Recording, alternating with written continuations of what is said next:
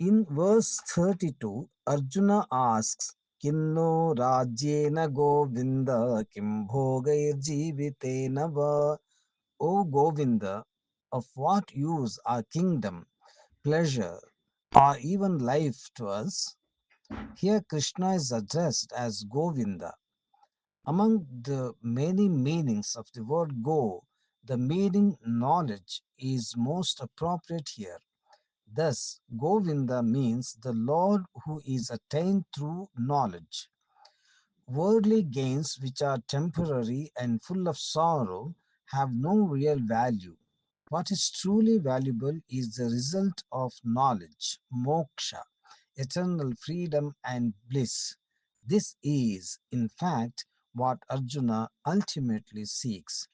Later, in verse 35, Krishna is called Madhusudana. This name comes from the fact that Lord Vishnu once slew the demon Madhu. Our sweet sense of I, our ego, the feeling of I am this body, is like a demon for us. It is this very ego that becomes the root cause of all our sorrows. When Arjuna says, I do not wish to kill them, we can see that he is still identifying himself as I, Arjuna, bound by the notion of the body.